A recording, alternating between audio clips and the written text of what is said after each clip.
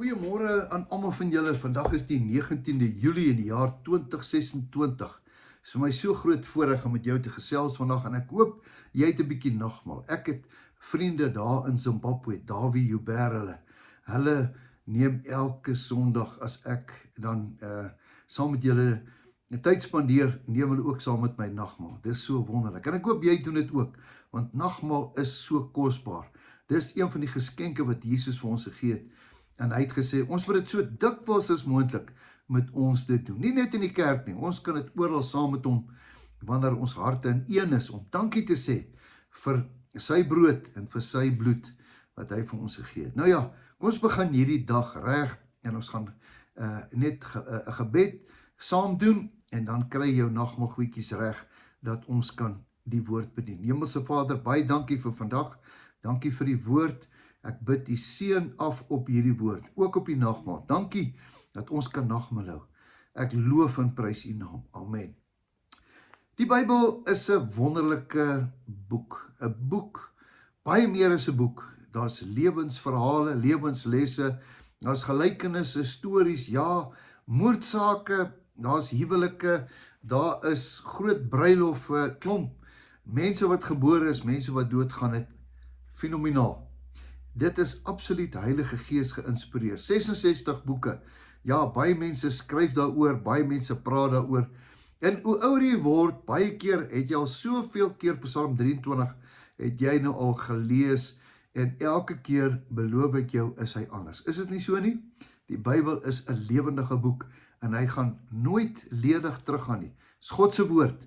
In die begin, Johannes 1 sê, in die begin was die woord, en die woord was by God, en die woord is God.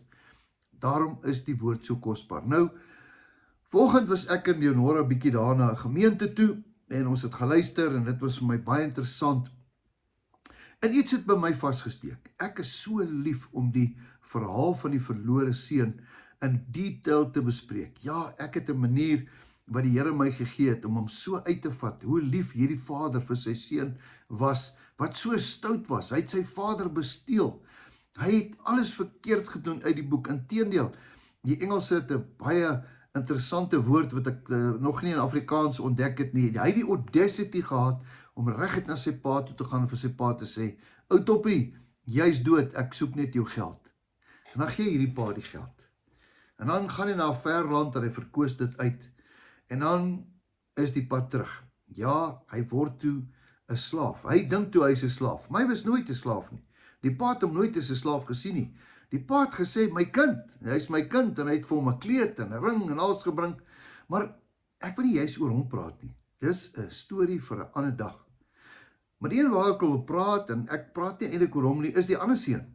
En ek gaan met jou iets lees vandag, wat ek in Lukas kry, oor die ander seun. Oor dat die ander seun is eintlik die goeie ou, wat in die kerk is, wat baie goeie goed doen. Ek dink hy betaal sy tiendes, ek dink hy rook nie, en hy vloek nie, en hy sê die slegte goed nie, en die ander seun was eintlik 'n verleentheid vir die familie. As hulle gepraat het oor die ander seun, het hy aan die ander kant toe gekyk, ja, ek is baie beter as hy. Maar ek wil juist oor hom praat. Dis 'n ander storie. Kom ons lees 'n bietjie. Ek gaan dit gou vir jou lees, hierso in Lukas 15. Lukas 15. Ek wil vers 24 mee begin, wat hierdie vader gesê het, want hierdie seun van my was dood.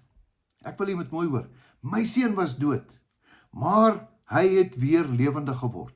Hierdie pa is uitbundig, want sy seun was dood, hy was dood in sy hart, hy was weggegooi, hy was daar tussen die varke, maar hy het weer lewendig geword. Hy was verlore, en hy is gevind. Dink 'n bietjie mooi wat ek sê, hy is so bly oor sy seun wat by die huis is. Hy was nie bekommerd oor wat hy gedoen het nie. Hy was net bly oor een ding. My seun, my seun, my seun is weer terug. En hulle het begin vrolik raak. En dan is daar 'n ander seun wat hierdie hele betalje dophou. Kom ek lees vir jou van vers 25 af. En die oudste seun was in die veld. En terwyl hy nader na die huis kom, hoor hy die musiek en die beurtsange. En hy roep een van die diensknegte na hom toe en vra vir hom, wat beteken dit alles hierdie? En die sê vir hom, u broer het huis toe gekom en die vader het die vetgemaakte kalf geslag omdat hy hom gesond teruggekry het. Is dit nie mooi nie? Hy het hom lewendig gekry. Hierdie seun wat vol drugs en vol gemors was, is weer terug. En die ander seun is baie skepties. En hy het kwaad geword. En hy wou nie binne gaan nie. Wat 'n tragedie. Sy vader het toe gegaan om gaan roep en hom gesmeek om te kom. Maar hy antwoord en sê vir sy vader, kyk, ek dien u so baie jare en ek het nooit u gebod oortree nie. En u het vir my nooit 'n bokkie gegee sodat ek saam met my vriende kan vrolik wees nie. Maar hierdie seun van u het gekom, hy het met slegte vroue deurgebring en u het vir hom die vetgemaakte kalf gebring. Toe sê hy vir hom, kind, jy is nog altyd by my. En al wat myne is nog steeds joune.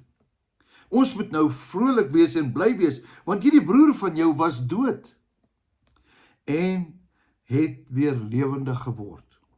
Hy was verlore en hy is gevind. Wat 'n storie. Ek dink ons kan stil staan. Ek hoor hier iets soos trots. Jy weet, ek hoor geestelike hoogmoed.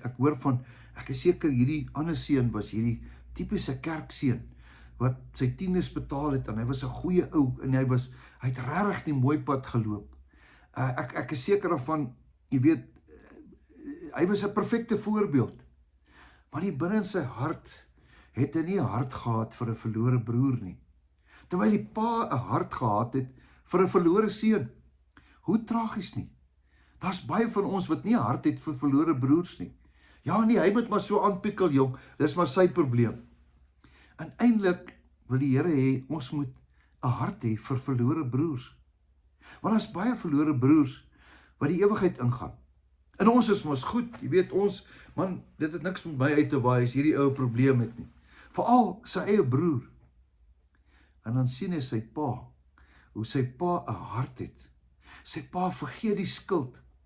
Sy pa vergeet alles wat hy verkeerd gedoen het. Eendag het iemand gesê, sonde het nie die vermoë om te maak dat God jou kan ophou lief hê nie. Sonde is net sonde, maar liefde is liefde. En God se liefde is groter as sonde. Terwyl hierdie ander ou, hy het so bietjie 'n regter gespeel. Die Engelse sê dit so mooi, hy was 'n bietjie judgmental. Jy weet, ek is al 'n bietjie beter as sy pa. Wanneer laas het pa vir my iets gedoen? En het hierdie man so baie gegee. Meneer, mevrou, juffrou, weet jy wat? Hierdie seun was altyd by sy pa. Hy was nooit verlore nie, maar tog is hy verlore. Tog vind ons uit dat hy eintlik die meer verlore seun is as die ander seun. Hartseer, né? Tragies. Eendag het iemand gesê, daar's baie goeie mense wat binne die kerk sit, wat alles reg doen, wat reguit op pad hel toe is. Harde woorde, Dawie. Jy's reg. Jy sien, ons moet wedergebore wees. Ons moet 'n hart hê vir ander siele. Ons moet verstaan as ander mense ook foute maak. Ek moenie net almal oordeel, net omdat ek miskien dalk op 'n beter plek is nie. Eendag het iemand gesê, moenie iemand oordeel omdat 'n ander sondig as jy nie. Wat was hierdie seun se sonde? Hy het geoordeel. Hy het besluit sy broer is nie goed genoeg nie. Hy verdien die hel. Hy moet nooit weer huis toe kom nie. Die sleg broer van my. Ek is so bly dat Jesus skryf ons nie af nie. Ek is so bly dat al is jy die slegste sondaar in die wêreld, dat Jesus gesterf het, juis vir die slegste, vir die onmoontlike. What a God we serve. Ek praat oor die ander seun, perfekte Christen. Sy CV was goed, maar ek dink nie hy het 'n verhouding met sy vader gehad nie. Jy sien, die vader was soekend. Hy het 'n passie gehad. Sy seun was besig om te sterf, terwyl die ander seun gelewe het in oorvloed. Maar hy het sy seun gaan haal, want sy seun het gesê hy wil huis toe kom.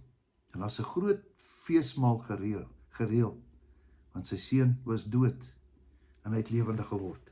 Wat sê ons vandag vir mekaar? Ek dink hierdie vertel ons die hart van ons Vader.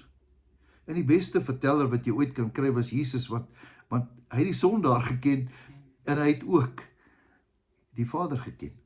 Jy sien, een van die grootste ontdekkings wat ek in my lewe gehad het, het ek een keer op 'n mannekamp ontdek van die hart van die Vader. Waarmee hou die Vader hom heeldag besig? Op soek na verlore siele. Onthou jy, hy het 99 skapies gelos en hy een gehaal. Beteken dit hy is nou nie lief vir daai 99 nie? Nee, hy weet hulle is okay.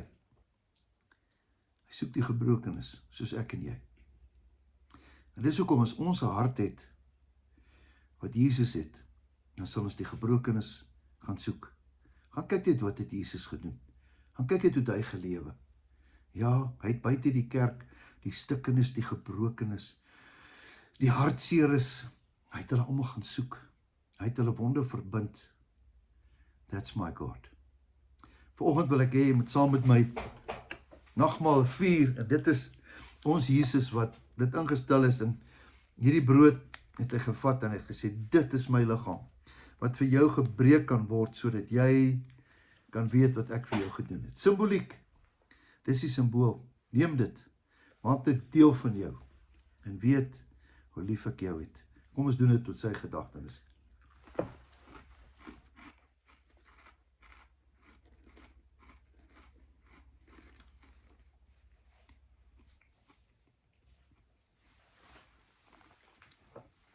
En dan die wyn, sy lewe, sy bloed, het Vader gesê, gaan stort dit, gaan vat die pyn, gaan vat 39 houe, net om vir hulle te wys hoe lief ek hulle het. Jou sonde kan nie maak. Jesus het klaar besluit. Sy liefde is groter as jou sonde. Dit moet ons dankie sê vandag. Deur sy wonde het ons genesing gekom. Deur sy bloed het daar vir ons redding gekom. What a God we serve. Kom ons drink dit tot sy gedagtenis. Hemelse Vader, baie dankie. Ons kan weer sê baie dankie.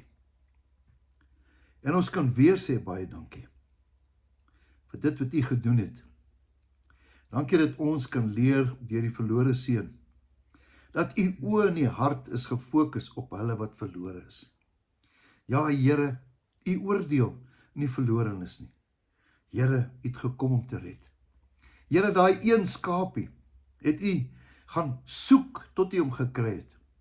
Die ander 99 was okay. Dankie dat U my ook gaan soek het. Dankie dat U liefde so groot was, dat U my ook raak gesien het.